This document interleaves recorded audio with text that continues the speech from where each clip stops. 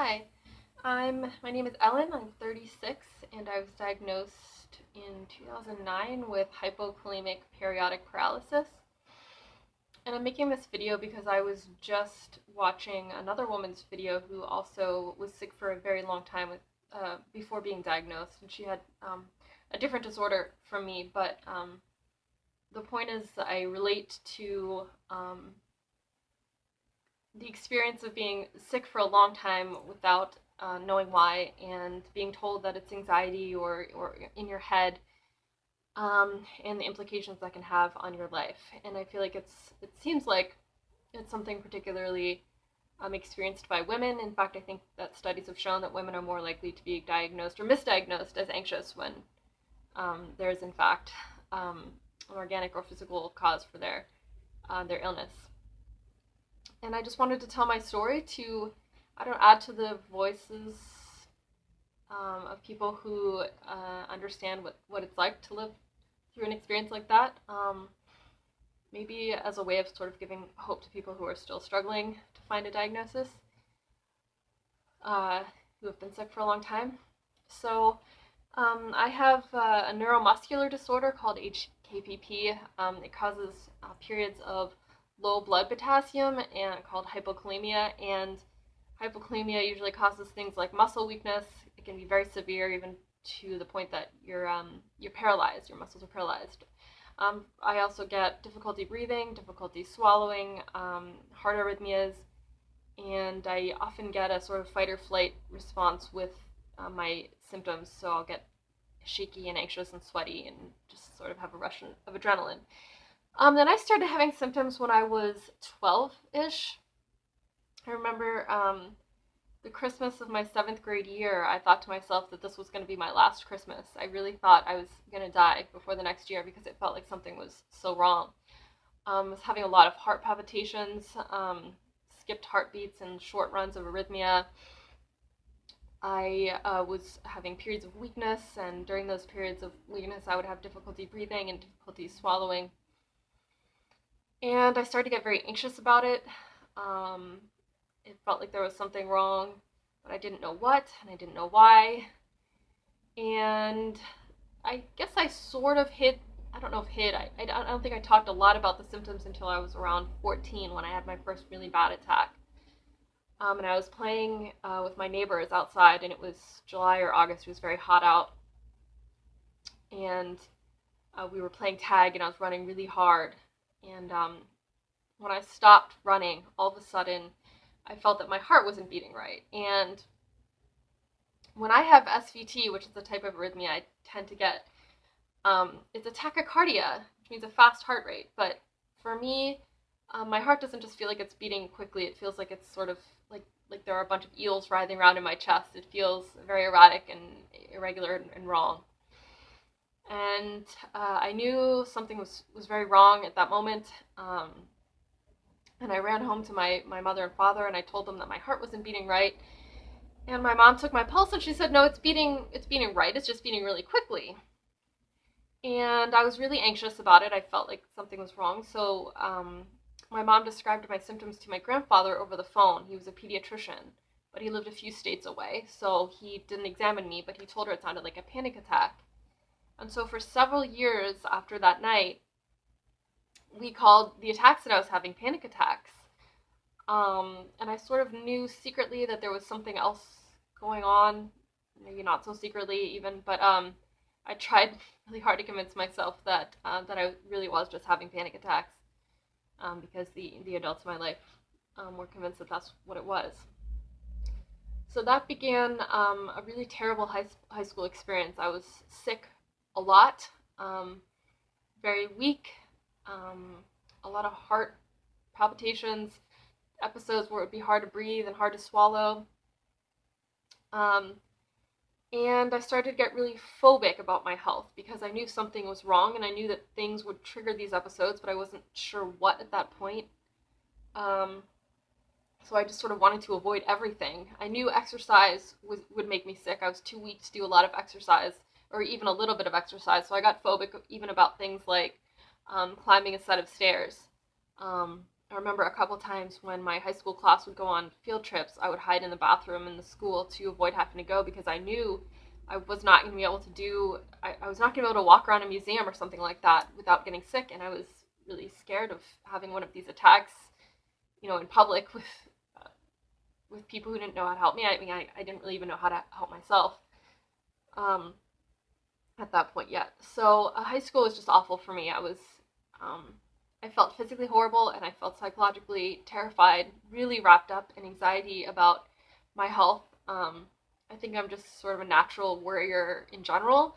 There were probably people who could have experienced what I experienced without becoming as phobic as I did, but for me, it was terrifying. I spent many years feeling physically awful and not knowing why, and it really scared me. So I started to put sort of the pieces together with regards to triggers. I realized, I remember one time in probably 12th grade, I drank like a tall Sprite, like a fountain soda Sprite, and I had an attack of my symptoms after that, maybe half an hour later, and I said to my mom, I think sugar makes me anxious.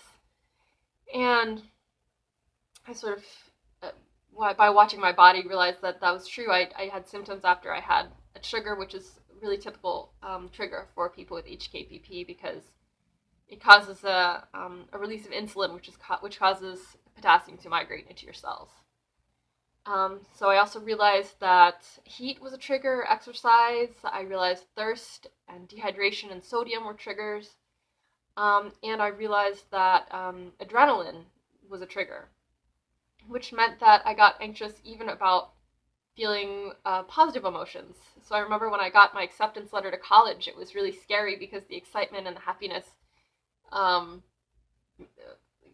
released a flood of adrenaline, which made me sick. So I thought in high school, I thought I was never going to be able to fall in love or have children or even do exciting, wonderful things in life because the strong emotions were going to make me sick.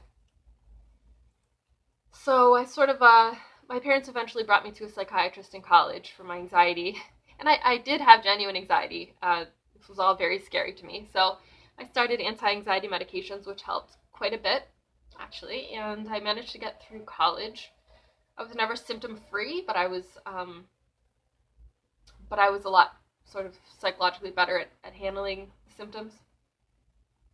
And then when I was on my 24th birthday, I was hanging out with my boyfriend at the time, who had taken me out for dinner for my birthday, and it was not only summer, so it was hot, but I had also eaten a salty meal, and when we got home, I remember I just sort of shifted on the couch in the act of, I already wasn't feeling well. I knew that I wasn't feeling well. Like, my heart was like irritated, and I was weak and shaky and stuff, but I shifted my body, and the act of shifting my body caused my heart to flip into SVT, although I didn't know that's what it was at the time. I just knew that it was suddenly not beating right. And that was the first time that I called 911. I knew immediately that something was not right with my heart, that it wasn't supposed to be beating that way. It was incredibly erratic, incredibly fast, and I felt physically awful as well. I was so weak, it was hard to breathe, and I was terrified. And as soon as the EMTs got to my house, they identified that I was an SVT, that I needed to go to the emergency room, that I needed emergency treatment to get my heart rhythm back to normal. And even though I guess when I talk about it, I feel like maybe it shouldn't have been as traumatizing to me as it was, for me, at that time, when I had never undergone any kind of medical procedure in my life, I had been harboring this extreme anxiety about what was wrong with my body for years at that point, more than 10 years. And I didn't know what was causing it. It was all, so having to take an ambulance, not knowing what was going on, what was wrong with my heart, whether I was dying, having to undergo all these new medical procedures, even things like IVs were completely new to me. This was all a culmination of sort of my most ingrained fears. And so that night was terrifying to me. I had to have my heart cardioverted. chemically with adenosine, which is a pretty unpleasant experience. Um, and I really was not sure if I was going to die. I didn't know what was wrong with me. And they had a little bit of trouble getting my heart back into rhythm, so the doctors were scared too. And I don't know about, they were edgy, they were on edge. And several years of my life were dominated by the trauma I experienced that night, which I'm not sure I can articulate at this point because I'm pretty far removed from it by now. But it was the culmination of all of my worst fears having to be faced that night. But we also started getting the first clues that would lead to my diagnosis. They did a blood test and realized that my blood potassium was really low, that I had hypokalemia. My potassium was 2.7, which is really quite low. But the job of an emergency room is really to get you through a crisis and send you home. They're not really there to dig deeper and figure out, what the underlying pathology is. But that on my 24th birthday, started about a decade of just terrible, bad health for me. I'm not totally sure why I suddenly had this incredible downturn, but I did, and I had a lot of emergency room visits in my 20s. And each time I would go to the emergency room with these symptoms, I would have low potassium. So I knew at that point that there was something going on with my potassium. I knew that I was having these symptoms as a result of low potassium, but I didn't know why. And my doctor was not all that interested in investigating it. So I sort of had the beginnings of clues, but no real answers yet. And I was really sick. I had a lot of terrible attacks where I was really weak and had heart arrhythmias, and it was hard to eat, it was hard to breathe, and like I said earlier, I would often get a fight or flight sort of response along with it, so I'd be sort of flooded with adrenaline and be sweaty and shaky, and so I could go days, weeks, or occasionally months at a time where every single day it was hard to breathe, it was hard to eat, it was hard to go to the bathroom, to walk to the bathroom on my own. I was terrified. I didn't know what was wrong with me, but I knew something was very wrong, and no one was really listening to me. They were telling me it was anxiety, and that anxiety can do crazy things to you, and it was awful. I was mostly homebound for a lot of that time, and at times I was wheelchair bound, and I cannot overstate the hell that it is to live with that level of illness for that long. Day after day, it would follow me through the night, through my sleep. I would feel sick. It would invade my dreams. It was hell. At times, I thought about just not eating anymore to let myself die because it was not a bearable way to live. It was not sustainable. And I remember one time in my late 20s, I said to my sister, someday I'm going to type something into Google and it's going to make all of this make sense, and I'm going to get my diagnosis and things are going to change. And that did eventually happen. I'd sort of gathered a lot of data about my health over those years. I knew that I always had low potassium during my episodes. I knew what my triggers were. I knew that salt and sugar and heat and adrenaline and exercise would bring on these symptoms. And I knew that I had low phosphorus levels during attacks, which indicated an intracellular cause rather than an adrenal cause, but I still did not have a doctor that was all that interested in investigating. She was really, because anxiety is so dramatic, and my anxiety was so dramatic, it always presented itself face first. The first thing that you would notice about me at that time in my life was that I was very scared. And it was hard for doctors to want to dig under that. Because the anxiety was so dramatic, I think it must have just seemed like I was crazy. I did feel a bit crazy, too. But finally, one day I typed something like episodic periods of hypokalemia triggered by sodium and sugar, something like that, into Google. And that was the first time that I found out about Hkpp. hypokalemic periodic paralysis. And I knew pretty much right away that that was me. The triggers described were exactly what I had identified in myself. I had had many documented episodes of hypokalemia. The symptoms I had were exactly what was described. And so I brought it to my doctor, and I said, is this what I could have? And she didn't know. She'd never seen it, had never heard of it, but she did run a bunch of tests to eliminate other causes of hypokalemia, adrenal causes and things like that. And I didn't have any of those, so she agreed to refer me to a neurologist. And neurologists treat Hkpp because it's a neuromuscular disorder. So I went to a neurologist who diagnosed me with Hkpp. Now, he didn't have much experience treating it either. So he sort of diagnosed me with it and sent me on my way after he did more tests and eliminated other causes of my symptoms. And he said the only thing that's left is Hkpp. But, he didn't know much about how to treat me, so I was still really sick and pretty much on my own. But I did eventually find a neurologist by contacting other people with Hkpp online, and he lived just a couple hours away from me, so I started seeing him, and he confirmed my diagnosis. He'd seen a lot of patients with Hkpp. Did I just say that? Anyway, he started treating me, and that sort of started a slow improvement in my symptoms, although I was still quite sick for a number of years, especially around my 30th birthday or so, when I had my wisdom teeth taken out, which is something I'd avoided for years because I had always been worried that surgery would trigger my symptoms, which it did. I became extremely sick after my wisdom tooth surgery. To this day, we're not totally sure why, but 10 months of just terrible illness followed. It was just daily hell. I had my first full body paralysis attacks, which were really scary, and it was just day in and day out suffering. It was just unbearable.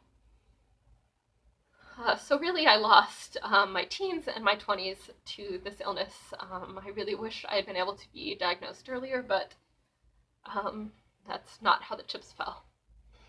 But finally, during that 10 months after my surgery, when I was really sick, we got really desperate and aggressive about trying new treatments, and we found a potassium-sparing diuretic called Inspra, or eplerenone, and for me, that's the drug that has made a huge difference in my life. I'd never been able to keep my potassium levels above 4.0, and on that medication, I'm pretty much always above 4.0. And I sort of slowly improved at that point, and that was in 2012, and my life has immensely improved since then. There are a few other elements to my treatment. I take a slow release potassium, and I abort my attacks with fast acting potassium.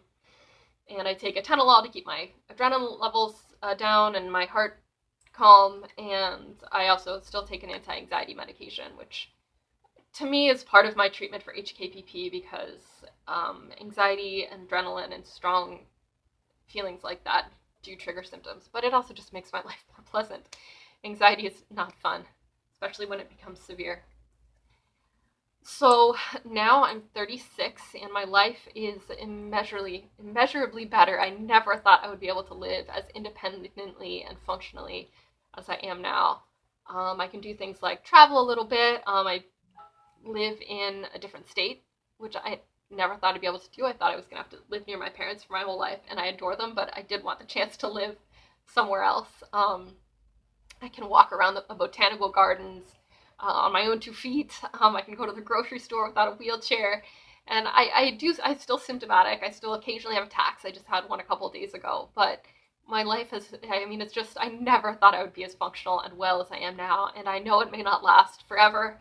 Maybe I'll have surgery again someday and it will trigger more. I don't know what's going to happen in the future, but I'm really grateful for the last 5 years, and even though I'm still to a degree disabled, I'm grateful for the level of improvement I have felt.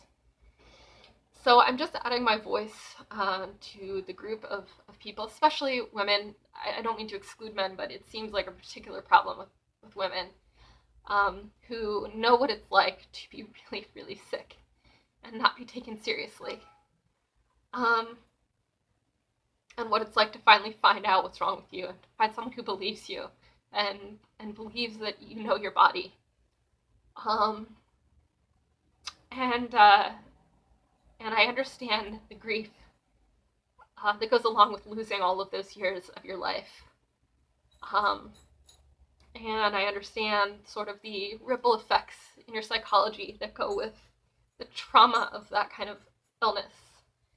So I just wanted to I don't know, I guess I just wanted to not only say that I get it if you're going through that, but also maybe give hope to people who are still searching for a diagnosis and still are going through that period of confusion and not knowing, which is really hard. So if you have any questions about me or HKPP, I'd be very glad to answer them, but I'd also just love to sort of be a part of conversation with other people who understand what this is like. So that's my story, and I look forward to talking to other people about their stories.